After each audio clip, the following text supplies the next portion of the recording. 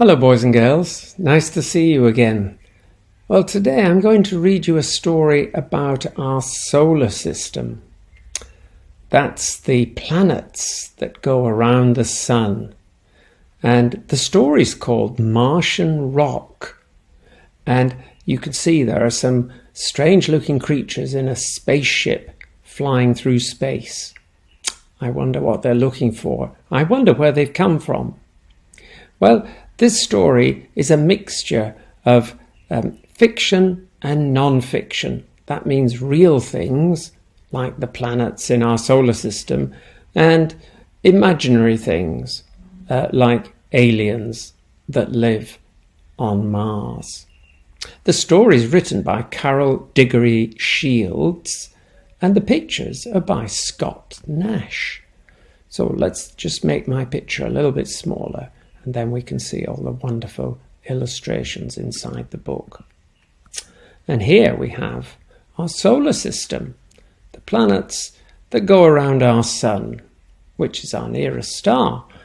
And you can see, starting from closest to the sun, we've got Mercury, then we've got Venus, that's number 2, and number 3, you can see, this is the Earth just here where we live. This is our planet.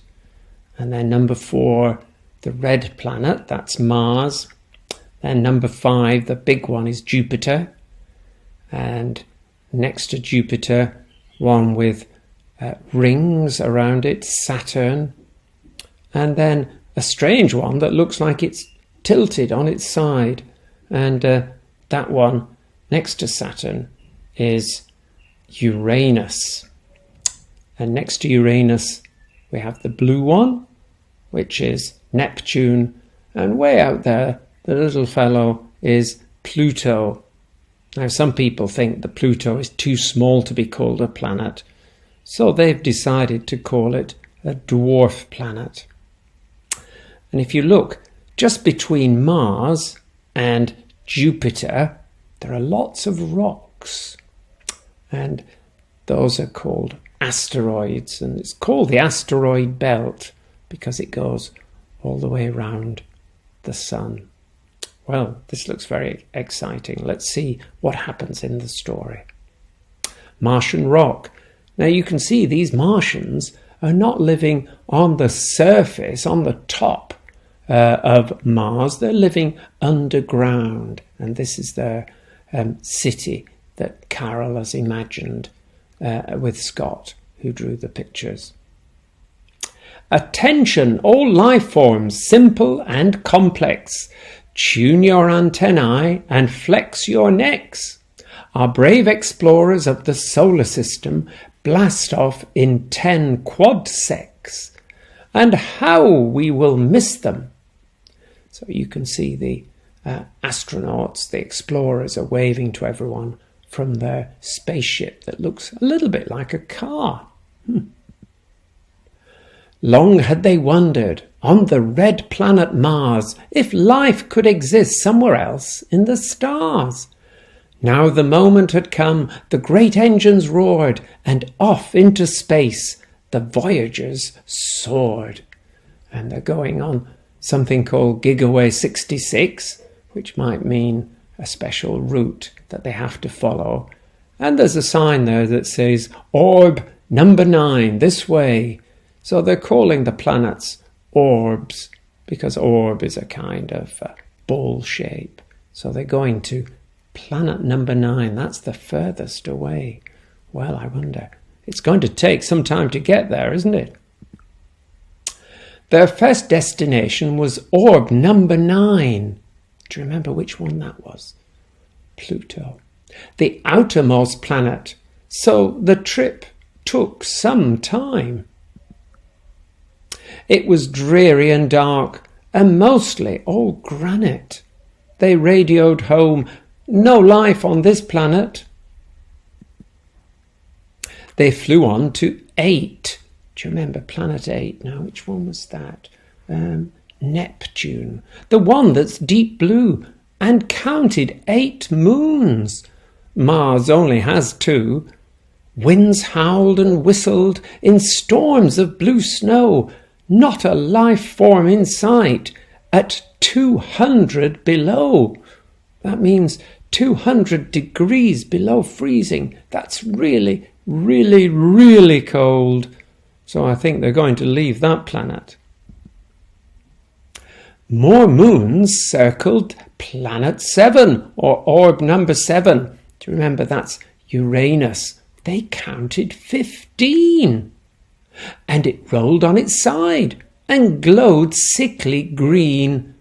It was slushy and smelly with no living things. So they went on to 6 with the bright yellow rings. So look, oh, here's number 6. Are they not stopping? This is Saturn. Those rings were just junk and the planet all gas. There was no place to land, so they flew on past. Good heavens. Well, the rings aren't really junk, but they're rocks and tiny moons. Orb number 5 was red-orange, magnetic, immense, and covered with clouds that were swirling and dense. Amid thunder and lightning, they decided to beat it. If anything lives here, we don't want to meet it. Phew. Well, that does look big. Do you remember which one that is? It's the biggest one. It's Jupiter. So where are they going to go next? They rode faster and faster into the sun and didn't slow down till orb number 1. So they've gone right towards the sun. And orb number 1, I don't know if you remember which one that was. Let me just move my picture and you can see it's just there. Orb number 1. Well, it's Mercury. Orb number 1 was hotter than blazes. So they set off for 2, which was covered in hazes. Number 2, what's that one called? Ah, yes, Venus. But orb number 2 was worse, with acid rain pelting. They knew they should leave when the ship started melting. Oh no, that could be dangerous. So where did they go next? By now they were homesick, filled with despair, and clean out of socks and fresh underwear. There was no one out here. There's nobody out here. We're all alone. We'll glance at orb 3. Then let's head for home. Now, number 3. Do you know which planet that one is? Yes, it's the Earth. So, look, they buzzed. The South Pole saw nothing but snow. It's cold and it's empty, they sighed. Let's just go.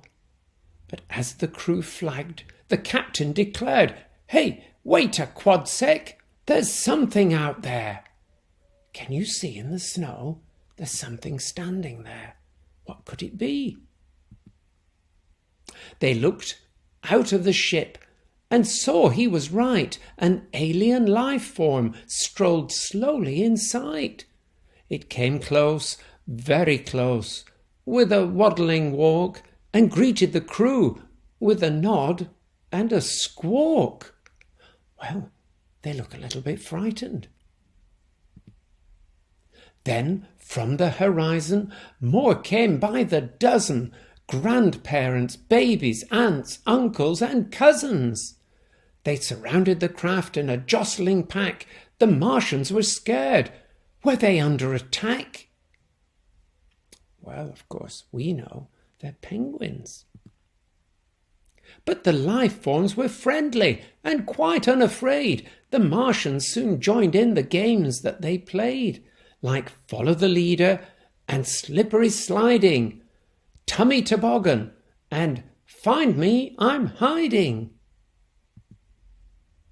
They showed off their diving, invited them in. The Martians said no, because Martians can't swim. The Martians phoned home. "We need wonder no more. Life has been found on the planet next door." Everyone on Mars was so pleased. Their mission accomplished, the crew had to go. "We'll miss you," they said to their friends in the snow, "but keep on evolving. Someday you might fly. Then you visit us, Our orb is close by. Well, it's the next planet. And they left their new friends with a fine souvenir, a lasting reminder that the Martians were here. Can you see the penguins holding a piece of rock, and it says genuine Martian rock. So it's a piece from Mars. Well, that's very exciting. And look, here is some information about the things in the book. So it starts here with a piece of Martian rock called ALH 84001, and it's a long meteorite that they found in Antarctica, and you can read all about that, and you can also read about the other planets in the outer solar system here. You could ask someone to help you if that's a bit too complicated.